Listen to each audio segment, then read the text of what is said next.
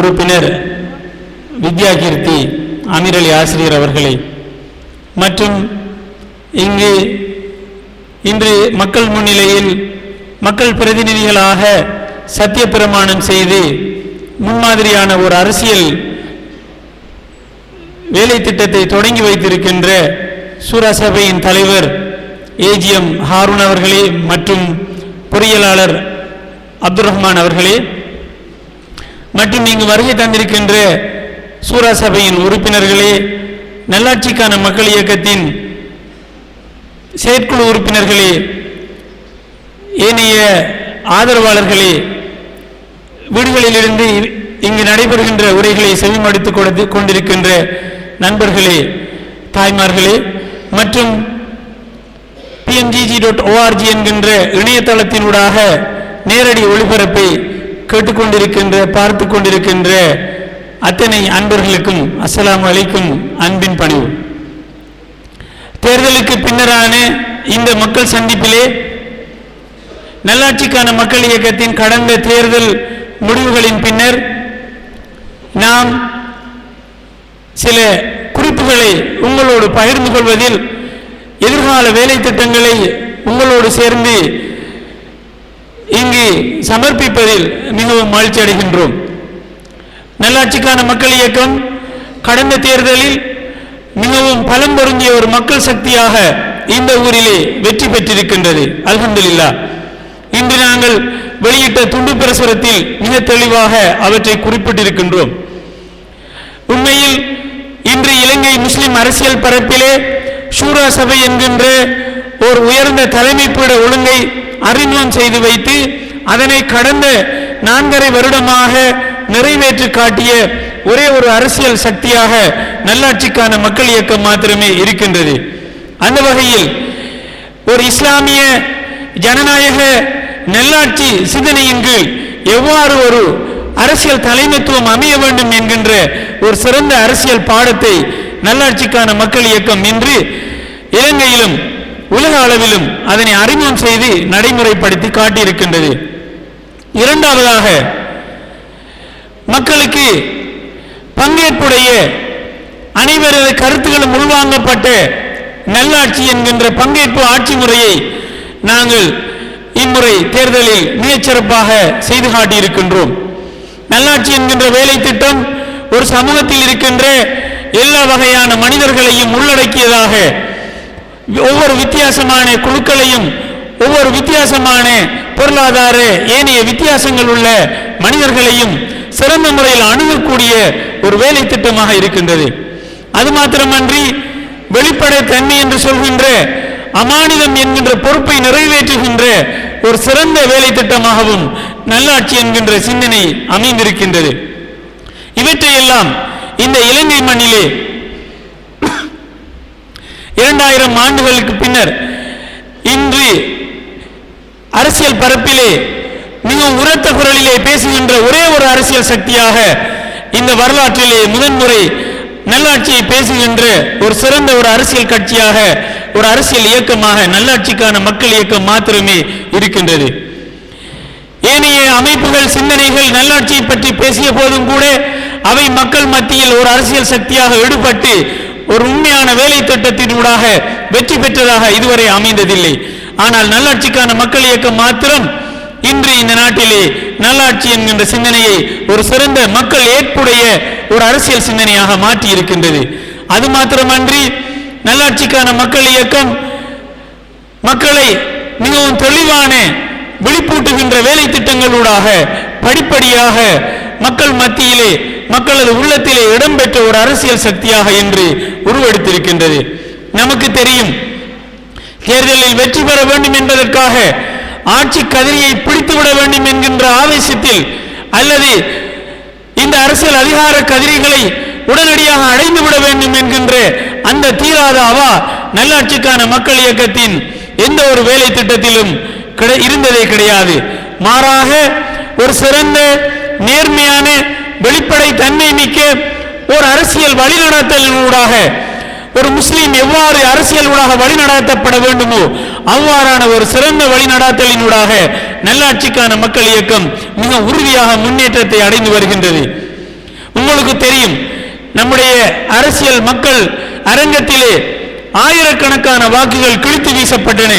கள்ள வாக்குகள் இடப்படக்கூடாது என்பதற்காக நல்லாட்சிக்கான மக்கள் இயக்கத்தின் சூரா சபை கள்ள வாக்குகள் இடுவதை, இன்னொருவருடைய வாக்குகளை இந்த சட்டத்திற்கு முரணாக, இந்த இலங்கையின் தேர்தல் சட்டத்திற்கு முரணாக இடுவதை தடை செய்திருந்தது. அதனை எந்த வகையிலும் ஏற்றுக்கொள்ளவில்லை. இதன் காரணமாகத்தான் இந்த தேர்தலிலே நாங்கள் எந்த ஒரு கள்ள வாக்கையும் இடவில்லை. பல ஆயிரக்கணக்கான வாக்குகள் எமது கைகளில் இருந்த போதும் கூட அவற்றை விடாமல் நாங்கள் 2 ஆசனங்களை பெற்றிருக்கின்றோம். அல்ஹம்துலில்லாஹ். இறைவன் எது உறுதியான வெற்றியோ, எது நேர்மையான வெற்றியோ, எது சிறந்த சட்டத்துக்கு உட்பட்ட, நீதிக்கு உட்பட்ட வெற்றியாக இருக்கிறதோ அதிலேதான் ஒரு பரக்கத் என்று சொல்கின்ற இறைவனுடைய அருளும் அபிவிருத்தியும் இறைவனுடைய கருணையும் இருக்கும். மாறாக நாங்கள் ஹராமாக உழைத்து விட்டு அதனை நாங்கள் எங்களது செல்வமாக கருதுவதில் எந்த நன்மையும் கிடையாது. அப்படித்தான் இஸ்லாம் சொல்கின்ற, இஸ்லாம் எந்த இடத்திலுமே ஹராமை அனுமதிப்பதில்லை, சட்டத்தை மீறுவதை அனுமதிப்பதில்லை. மாறாக சட்ட ஒழுங்குகளுக்கு உட்பட்ட வகையில் ஹலாலான முறையிலே நாங்கள் 6809 வாக்குகளை பெற்றிருக்கின்றோம். இந்த ஊரிலே 6800 வாக்குகளை பெறக்கூடிய ஒரு மக்கள் சக்தியாக இருந்தால் அதனால் மிகப்பெரிய கள்ள வாக்குகளை இட்டு ஆட்சிக்கு வந்திருக்க முடியும்.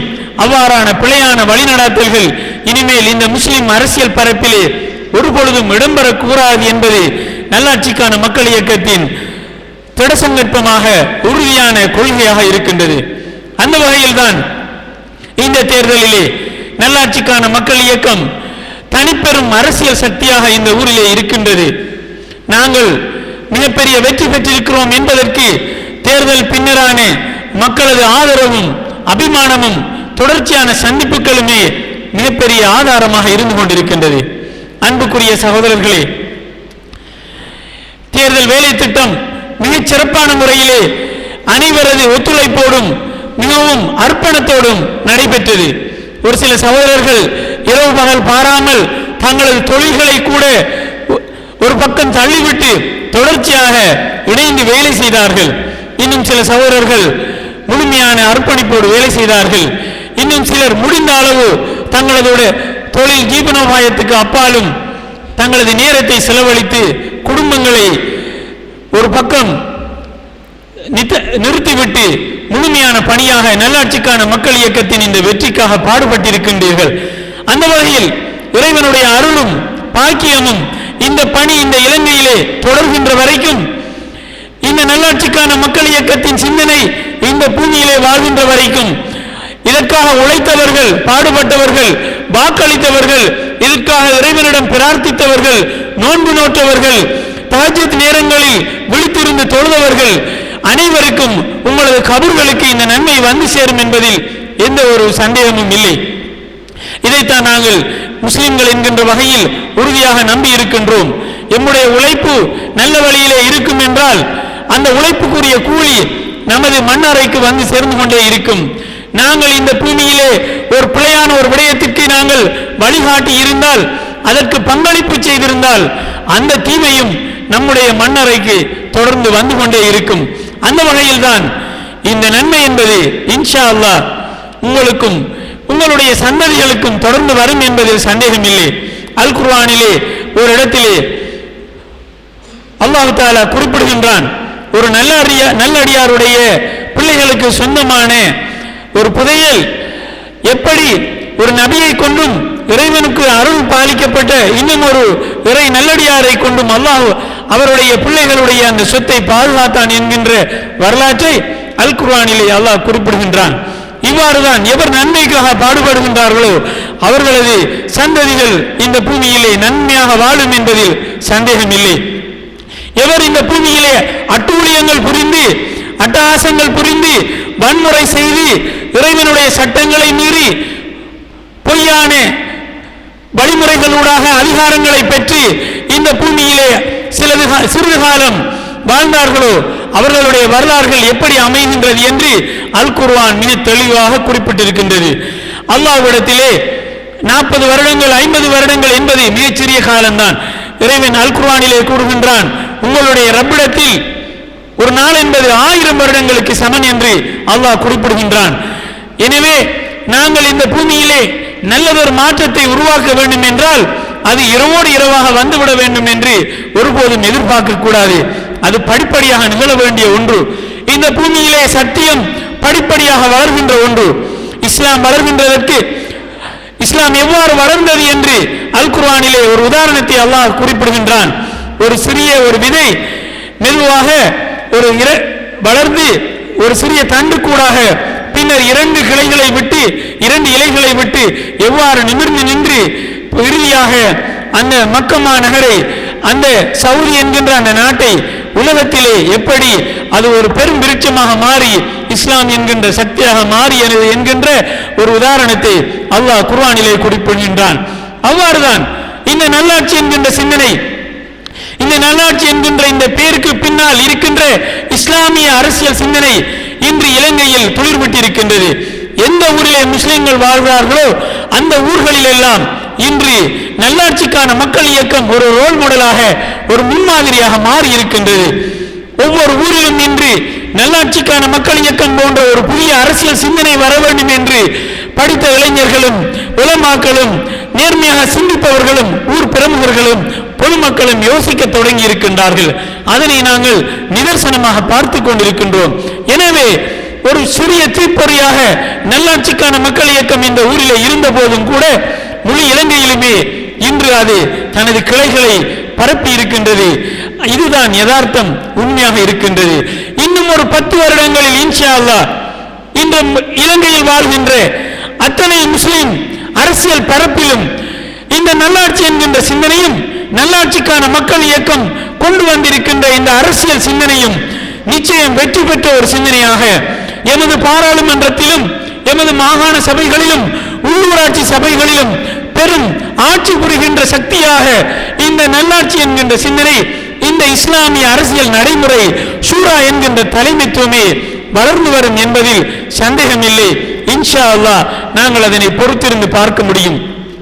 இரவோடு இரவாக நாங்கள் இந்த சிந்தனையை வளர்த்தெடுத்தாலும் நாங்கள் இதனை உடனடியாக இதன் அத்தனை நன்மைகளையும் அடைந்துவிட வேண்டும் என்று ஆசைப்படக்கூடாது. மாறாக இந்த இயக்கத்திற்காக உழைக்க வேண்டிய, பாடுபட வேண்டிய இன்னும் நிறைய இடங்கள் இருக்கின்றன. இந்த ஊரிலே எத்தனையோ உலமாக்கள் இருக்கின்றார்கள். அவர்கள் அனைவரும் இந்த நல்லாட்சி சிந்தனைக்காக கைகோர்க்க வேண்டி இருக்கின்றது. எவருக்கும் பயப்பட வேண்டிய அவசியம் கிடையாது. இறைவனை தவிர எந்த ஒரு மனிதனுக்கும் எந்த ஒரு அரசியல் சக்திக்கும் பயப்படுவது என்பது கூட ஷிர்கான ஒரு விடயமாகும். பயப்படுவதற்கு தகுதியானவன் அல்லாஹ் மாத்திரமே இருக்கின்றான். எனவே எந்த ஒரு அரசியல் தலைவருக்கும் அவர் மனம் புட்பட்டு விடக்கூடாது என்பதற்காகவோ அல்லது அவரது முகத்தாட்சியனைக்காகவோ நாங்கள் பயப்பட வேண்டியதில்லை. இந்த ஊரிலே உள்ள உலமாக்களாக இருந்தாலும் சரி, கல்விமான்களாக இருந்தாலும் சரி, ஊர் தலைவர்களாக இருந்தாலும் சரி, ஏன் பொதுமக்களாக, மாணவர்களாக, பெண்களாக இருந்தாலும் சரி, அனைவரும் இனிமேல் முன் வந்து உழைப்பதற்கு நீங்கள் ஒரு நிமிடம் கூட பின்னிக்க கூடாது என்று மிக தாழ்மையாக நான் கேட்டுக்கொள்ள விரும்புகின்றேன். அன்புக்குரிய சகோதரர்களே, நல்லாட்சிக்கான மக்கள் இயக்கம் எதிர்வருகின்ற காலங்களில் இந்த ஊரிலே வாழ்கின்ற அத்தனை பிரமுகர்களை இன்ஷா அல்லாஹ் படிப்படியாக நாங்கள் சந்திப்போம். பல்கலைக்கழக மாணவர்களை சந்திப்போம். இந்த ஊரிலே உள்ள புத்திஜீவிகளை, செல்வந்தர்களை சந்திப்போம். இந்த ஊரிலே உள்ள பொதுமக்களை சந்திக்க இருக்கின்றோம். நீங்கள் அனைவரும் நாங்கள் வருவதற்கு முன்பதாகவே நல்லாட்சிக்கான மக்கள் இயக்கத்திற்கு நீங்களாக வருகை தந்து உங்களது பங்களிப்பை, உங்களது ஆதரவை, உங்களது உறுதியான, உங்களது சத்தியத்திற்கான உடன்பாட்டை நீங்கள் முன்வந்து அளிக்க வேண்டும் என்று சூரா சபை சார்பாக நான் கேட்டுக்கொள்ள விரும்புகின்றேன். ஏனென்றால் இப்பொழுது புத்தெழுச்சி பெற்ற ஒரு இயக்கமாக, ஒரு அமைப்பாக நல்லாட்சிக்கான மக்கள் இயக்கம் மக்கள் அங்கீகாரத்துடன் வளர்ந்து விட்டது. நாம் வீதியிலே சென்று பார்க்கின்ற பொழுது நாம் சந்திருக்கின்ற ஒவ்வொரு சகோதரர்களில் 3 பேர் நல்லாட்சிக்கான மக்கள் இயக்கத்திற்கு ஆதரவு தந்தவர்களாக இருக்கின்றார்கள். பெண்களாக இருந்தாலும் சரி, இளைஞர்களாக இருந்தாலும் சரி, நல்லாட்சிக்கான மக்கள் இயக்கத்திற்கு வாக்களித்தவர்களாகவே இருக்கின்றார்கள்.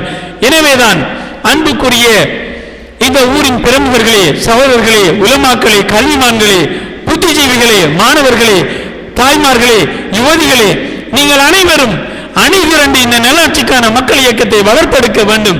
இது மக்கள் இயக்கம், இது எந்த ஒரு நபருக்கும் சொந்தமான இயக்கம் அல்ல. எமது சூரா சபையை நாங்கள் விஸ்தரிக்க இருக்கின்றோம். பெண்களுக்கான தனிப்பட்ட ஒரு ஆலோசனை சபையை உருவாக்க இருக்கின்றோம்.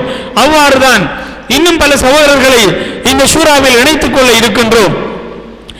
உண்மையில் இந்த ஊரிலே ஒரு சிறந்த அரசியல் முன்னெடுப்புக்கான உங்களது பங்களிப்பாக நீங்கள் முன்வந்து இந்த இயக்கத்தை வளர்க்க வேண்டும்.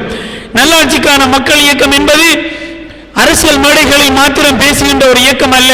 மாறாக இதற்கு ஒரு பெரிய ஒரு என்ஜின், ஒரு மூளை தேவைப்படுகிறது. பெரிய ஒரு சிந்தனைக்குரிய ஒரு ஆற்றல் மிக்க ஒரு தலைமைத்துவம் தேவைப்படுகிறது. இந்த வேலை திட்டத்தை முழுமையாக அமுல்படுத்துவதற்கு இப்பொழுது எங்களிடம் இருக்கின்ற பலம் போதாது. நான் வெளிப்படையாக சொல்லலாம், எம்மிடம் இன்னும் பலம் பொருந்திய சிந்தனை பொருந்திய ஒரு பெரிய சூறா தேவைப்படுகிறது. இன்னும் பலம் பொருந்திய சிந்தனாவாதிகள் தேவைப்படுகின்றீர்கள், புத்திஜீவிகள் தேவை, ஆலோசனை செல்கின்ற அனுபவசாலிகள் தேவை. எனவே நல்லாட்சிக்கான மக்கள் இயக்கத்தின் சூறாவில் நாங்கள் தான் தொடர்ந்து இருக்க வேண்டும் என்பதற்கில்லை. இதிலே நாங்கள் எங்களுடைய இன்ஷா அல்லாஹ் ஆயுட்காலம் வரை இதற்காக உழைக்கவும் பாடுபடவும் தயாராக இருக்கின்றோம்.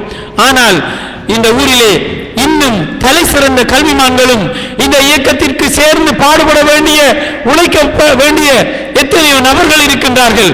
அனைவரும் முன்வந்து இதனை முன்கொண்டு செல்ல வேண்டும் என்பதில் சந்தேகம் இல்லை. உங்களுக்கு தெரியும், மிகவும் வெளிப்படையான ஒரு இரகசியம், இந்த நல்லாட்சிக்கான மக்கள் இயக்கத்திற்கு எத்தனையோ பெட்டிஷன்கள் அடிக்கப்பட்டு நாங்கள் எல்லா வகையான புலனாய்வுகளும் செய்யப்பட்டு இந்த நல்லாட்சிக்கான மக்கள் இயக்கம் தேர்தல் காலத்திற்குள்ளாகவே பல வகையான இந்த நாட்டின் புலனாய்வுக்கு எத்தனையோ வாக்குமூலங்களை அளித்திருக்கின்றோம். அவற்றின் மூலம் மிகவும் தெளிவான ஒரு செய்தி வெளிப்பட்டிருக்கின்றது. நல்லாட்சிக்கான மக்கள் இயக்கம் எந்த ஒரு சுத்துமாத்தும் இல்லாத மிக நேர்மையான அரசியல் இயக்கம் என்பதை இந்த நாட்டிலே இருக்கின்ற உயர்பீடத்திலே இருக்கின்ற அதிகாரிகள் இன்று மிக தெளிவாக தெரிந்து வைத்திருக்கின்றார்கள். அதற்கு முதலில் நாங்கள் எல்லாம் வல்ல இறைவனுக்கு நன்றி சொல்ல வேண்டும். அல்ஹம்துலில்லாஹ். எனவே இதை தவிர எந்த ஒரு தெளிவான ஒரு அத்திவாரமும் இந்த நல்லாட்சிக்கான மக்கள் இயக்கத்துக்கு தேவையில்லை என்று நினைக்கின்றேன். மக்களது ஆணை இருக்கின்றது. இந்த நாட்டிலே இருக்கின்ற உயர் அதிகாரிகளிடம் இந்த இயக்கத்தை பற்றி மிக தெளிவான நம்பிக்கை இருக்கின்றது. முஸ்லிம் அல்லாத சகோதரர்கள் கூட இந்த இயக்கத்தை பற்றி மிகவும் தெளிவாக புரிந்து வைத்திருக்கின்றார்கள். எனவே இந்த பயணம் மிகச்சிறந்த அத்திவாரம் உள்ள மிகச்சிறந்த ஆரம்பத்தை கொண்டதாக இருக்கின்றது. எனவே அன்புக்குரிய சகோதரர்களை நான் மீண்டும் மீண்டும் கேட்டுக்கொள்வதெல்லாம், இந்த பயணத்திலே நீங்கள் அனைவரும் ஒன்று சேர்ந்து தொடர்ந்து இயங்க வேண்டும். அடுத்த தேர்தல் வரும் வரையும் நாம் காத்திருக்க கூடாது என்கின்ற செய்தியை சொல்லிக்கொள்ள விரும்புகின்றேன். இன்னும் நல்லாட்சிக்கான மக்கள் இயக்கத்தை பொறுத்த வகையில் இந்த தேர்தலிலே வெற்றி பெற்றிருக்க நிறைய வாய்ப்புகள் இருந்தும் கள்ள வாக்குகளும் இன்னும் சில காரணங்களாலும் நாங்கள் தோல்வியை சந்தித்திருந்தாலும் அதனை நாங்கள் வெற்றியாகவே கொள்ள வேண்டி இருக்கின்றது. இருந்த போதும் இந்த ஊருக்கு நாங்கள் ஒரு சிறந்த மிக முன்மாதிரியான ஒரு தேர்தல் விஞ்ஞாபனத்தை நாங்கள் அளித்திருந்தோம். அந்த தேர்தல் விஞ்ஞாபனத்தை நாங்கள் ஒரு 3 வருட காலங்களுக்குள்ளால் செய்து முடிக்க வேண்டும் என்கின்ற ஒரு பெரிய திட்டத்தை நாங்கள் மனதிலே இருத்தி இருந்தோம். அதற்கான திட சங்கல்பம் பூண்டிருந்தோம். இந்த ஊரிலே உள்ள பல சுகாதார பிரச்சனை, கல்வி பிரச்சனை, குடிநீர் பிரச்சனை, இன்னொரு பிரச்சனைகளில் இருந்து இந்த ஊரை விடுவிப்பதற்குரிய பல திட்டங்களை மிகச் சிறப்பாக அதிலே நாம் முன்வைத்திருந்தோம். ஆனால் அந்த பாக்கியம் நமக்கு கிடைக்கவில்லை. இன்ஷா அல்லாஹ் நாங்கள் எதிர்க்கட்சியாக இருந்த பொழுதும் முடிந்த அளவு நாம் எமது அபிவிருத்தி திட்டங்களை செய்வதற்கு பாடுபடுவோம். இன்ஷா அல்லாஹ் அடுத்து வருகின்ற காலங்களில் நல்லாட்சிக்கான மக்கள் இயக்கம் இந்த ஊரில் மட்டுமல்ல, இந்த இலங்கை நாட்டிலும் வெற்றி பெற்ற ஒரு அரசியல் சக்தியாக மீள வேண்டும். அதற்காக நாம் அனைவரும் உழைக்க வேண்டும் என்று கேட்டு விடைபெறுகின்றேன். இந்த சந்தர்ப்பத்தை எனக்கு அளித்த ஷூரா